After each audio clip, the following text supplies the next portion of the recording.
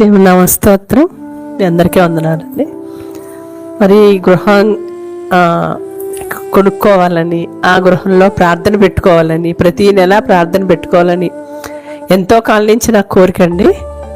కానీ అది అలాగ ముందుకి వెళ్ళేది కాదు. మా పిల్లలిద్దరికీ ఎప్పుడో క్యాంపస్లోనే ఉద్యోగాలు వచ్చేసినాయి, ఎక్కువ జీతాలతో ఉన్నారు, అన్ని రకాలైన ఆశీర్వాదాలు ఉన్నాయి. కానీ గృహం విషయంలో అది ముందుకు వెళ్ళట్లేదన్నమాట. మా పాప అమెరికా వెళ్ళే ముందు ఇంకా గృహం ఏర్పాటు చేయకుండానే ఉన్నారు మీరు అలా అనుకుంటుంటే దైవజనులతో మాట్లాడారు. దేవుడు, నువ్వు గృహం కొంటావు, కొనే వెళ్తావు, అమ్మకు ఒక ఇల్లు ఏర్పాటు చేసే వెళ్తావు అని మాట్లాడారు. ఆ విధంగానే ఇల్లు కొని పాప అమెరికా వెళ్ళిందండి. మరి సొంత గృహంలో మనకంటూ ఏదున్నా లేకపోయినా ఒక గృహం ఉండాలనేది నా ఆశ అనమాట. అది ఇంతకాలానికి దేవుడు మాకు నెరవేర్చారు.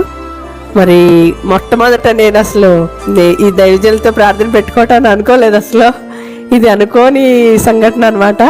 దేవుని చిత్తము మరి ఎలా ఉంటుంది అనేది ఇప్పుడు అర్థమైంది.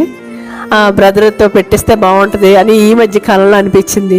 మరి అనుకున్న రీతిగానే క్రిస్మస్ నెలలో కొంచెం ముందుకు వెళ్ళలేకపోయినప్పటికీ కూడా నా బలమైన ఆశని దేవుడు ఎరిగి మరి దైవజనుల ద్వారా పలికించి ఈరోజు పెడదామమ్మా అన్నారు. పైగా ఈరోజు ఆయన పుట్టినరోజు సందర్భంగా, ఆయన పుట్టినరోజు ఎంతో బాగా జరుపుకుంటారేమో, ఆ రోజు పెడితే ఆయన మేము ఎలా జరుపుతామో అని అనుకున్నాను. కానీ దేవుని చిత్తం ఈరోజు ఇక్కడ ప్రార్థన జరగాలని, అదేవిధంగా మరి నాకు నా కుమారుడు కుమార్తె కూడా దేవుల్లో బాగా ఎదిగి ఆయన సేవలో ఏదో రూపంలో ఉపయోగపడాలనేది నా చిత్తం అండి. దాని గురించి దైవజనులు చెప్పినట్టుగా ప్రతిరోజు వాళ్ళు ఆయన సేవలో వాడబడుతున్నారని, చేసినందుకు వందనాలు ప్రభువా అని నేను రాసుకుంటున్నానండి పుస్తకంలో.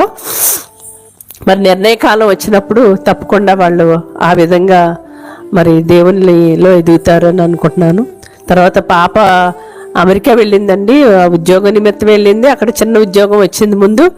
తర్వాత ఆ ఉద్యోగం అయితే ఏమాత్రం మాకు అనుకున్న విషయాల్లో సరిపోదన్నమాట జీతం. అమ్మ నాకు పెద్ద ఉద్యోగం రావాలని, ఒక ఇంటర్వ్యూ ఉంది, పెద్ద ఉద్యోగం రావాలి, ఎక్కువ జీతంతో రావాలి అని ప్రార్థన చేయమ్మా అంది. నేను ప్రార్థన చేస్తున్నప్పుడు నా బ్రదరు ప్రార్థన గుర్తొచ్చింది. ఆ ఉద్యోగం వచ్చేసింది, నువ్వు పొందుకున్నావమ్మా, వచ్చేసింది నీకు అని నేను అంటున్నా అనమాట. అది ఏదో అనమన్నారు కాబట్టి అనట్లేదండి, నేను హృదయంలోంచి వచ్చింది. నిజంగాను నీకు వచ్చేసిందమ్మా. తను అధైర్యపడుతుంది కానీ నేను అధైర్యపడల. మామూలుగా అయితే నేను అధైర్యపడతాను ఏ విషయంలో, ఎప్పుడు అనుమానంగా మాట్లాడతాను ప్రతిదీ. మా అమ్మాయి అయితే అలా ఎందుకంటామమ్మా, జరిగింది అనుకోవాలి, పాజిటివ్గా ఉండాలని నాకు నేర్పుద్ది. కానీ ఆ విషయంలో మాత్రం నేను వచ్చేసిందమ్మా, నీకు ఆ జాబ్ వచ్చేసింది, నువ్వు సాక్ష్యం చెప్తావు అంటున్నా అనమాట. అది కేవలం బ్రదర్ ఇచ్చిన తర్ఫీద్ అనమాట. ఆయన చెప్పిన దాన్ని బట్టి ఫాలో అయ్యాను. నిజంగానే ఆ ఇంటర్వ్యూలో సెలెక్ట్ అయ్యి మంచి జీతంతో, ఎక్కువ జీతంతో ఉద్యోగంలో స్థిరపడిందండి. ఇంకను తను కంపెనీ పెట్టుకోవాలని, అనేక మందికి ఉద్యోగాలు ఇవ్వాలని, మన మన క్రైస్తవ బిడ్డలందరూ కూడా అనేక మందికి ఆశీర్వాదకరంగా ఉండి అనేక మందికి ఉద్యోగాలు ఇచ్చిన స్థితిలో ఎదుగుతారని ఆశిస్తున్నానండి. మా పాప కూడా ఉద్యోగం కంపెనీ పెట్టుకోవాలనుకుంటుంది. మరి అది కూడా నేను ఇంకా మొదలు పెట్టాలన్నమాట రాయడం. మా బాబు కూడా సాఫ్ట్వేర్ చేస్తున్నాడు.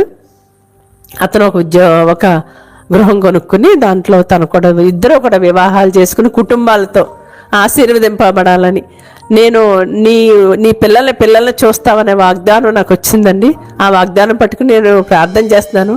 అప్పుడప్పుడు బలహీన సమయంలో కొంత మనం అనుకున్న డౌట్ పడినప్పటికీ కూడా ఈ వాక్యాలే నన్ను బలపరుస్తూ ముందుకు తీసుకెళ్తున్నాయి.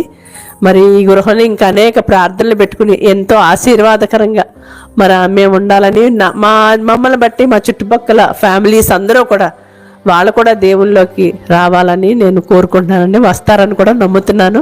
మరి ఈరోజు వచ్చి దైవజనులు ప్రార్థన నడిపించిన విధానాన్ని బట్టి స్తోత్రాలండి.